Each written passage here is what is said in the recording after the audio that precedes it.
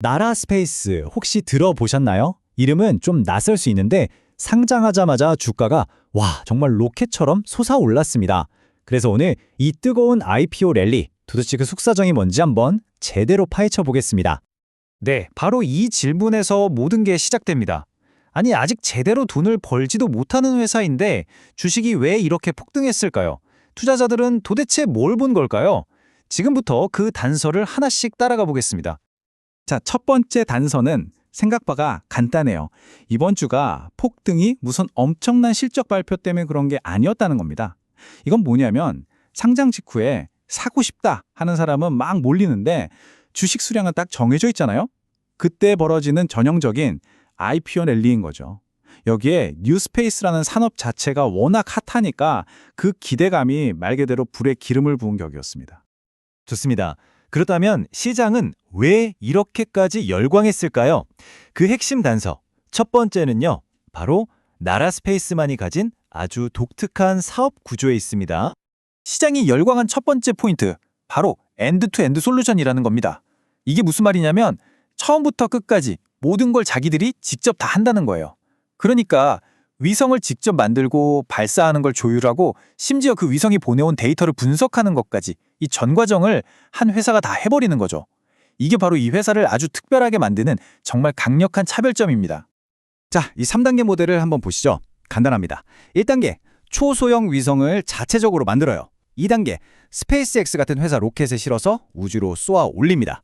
그리고 가장 중요한 3단계, 위성이 찍어서 보낸 데이터를 AI로 분석해서 이걸 파는 겁니다. 어때요? 이 모든 걸 한 회사가 다 한다고요?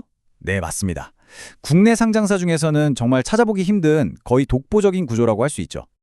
자, 이제 두 번째 단서로 넘어가 볼까요? 나라 스페이스는요, 결코 혼자 뛰고 있는 게 아닙니다. 아주 거대한 우주 산업의 파도를 정말 영리하게 타고 있는 거죠.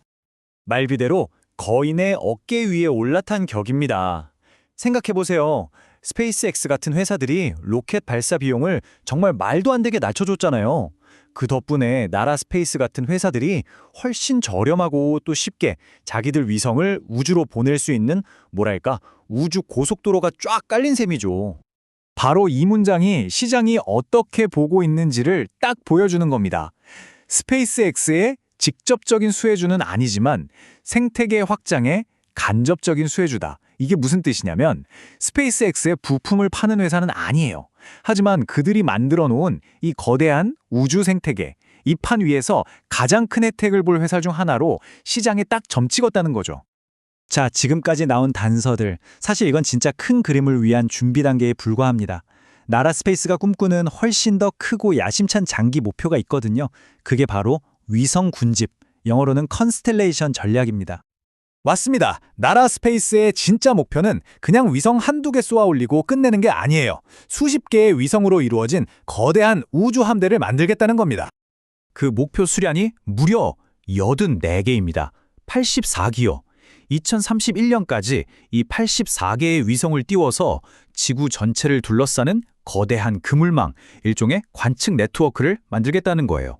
마치 도시 곳곳에 CCTV가 있는 것처럼 이 위성 함대가 지구 전체를 실시간으로 들여다보게 되는 겁니다. 바로 이 어마어마한 스케일, 이게 투자자들의 상상력을 제대로 자극한 진짜 이유인 거죠. 그래서 지금의 주가 폭등을 이해하려면 미래가치 선반영이라는 개념을 알아야 합니다.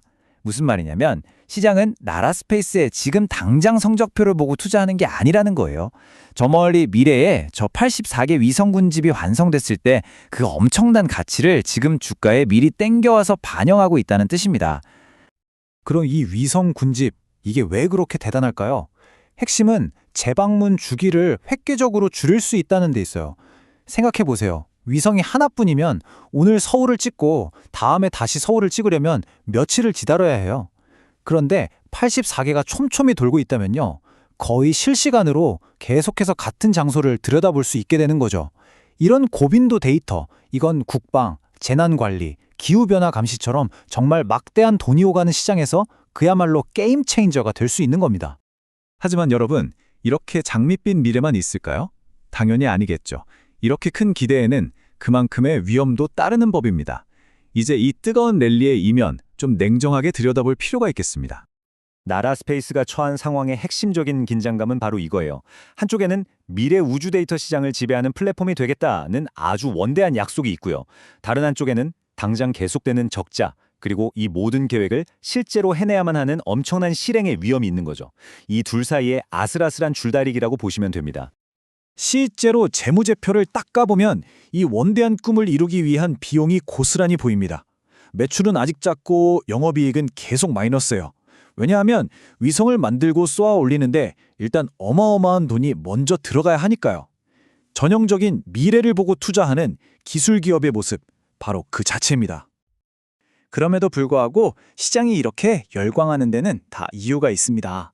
우선 국내에서는 거의 유일무이한 데이터 비즈니스 모델을 가졌다는 점, 그리고 로켓 발사 비용이 계속 싸지고 있는 아주 유리한 환경이 조성됐다는 점, 마지막으로 정부와 민간 모두가 우주 산업을 팍팍 밀어주고 있다는 점, 이런 긍정적인 요인들이 이 스토리를 이끌고 있는 거죠. 하지만 반대편의 리스크도 명확하게 인지해야 합니다. 일단 흑자로 돌아서기까지는 아직 갈 길이 한참 멀고요. 만약에 저 위성 군집 구축 계획에 조금이라도 차질이 생긴다? 그럼 이 모든 스토리가 흔들릴 수 있습니다. 그리고 가장 중요한 건데요.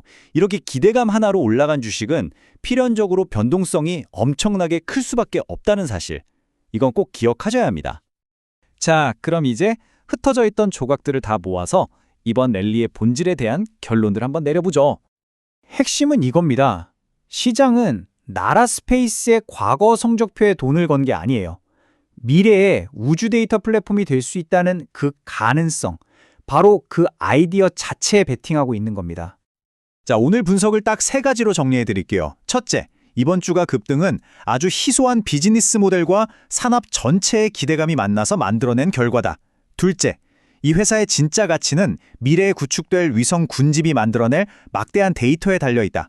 그리고 마지막 셋째, 현재 주가는 이 높은 기대를 반영하고 있기 때문에 그만큼의 높은 위험과 변동성을 안고 가야 한다. 이 점입니다. 결국 우리는 이 질문 앞에 서게 됩니다.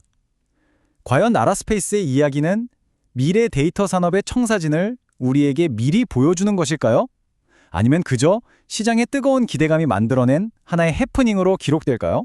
그 답은 앞으로 나라스페이스가 쏘아 올릴 저 위성들이 우리에게 직접 보여주겠죠.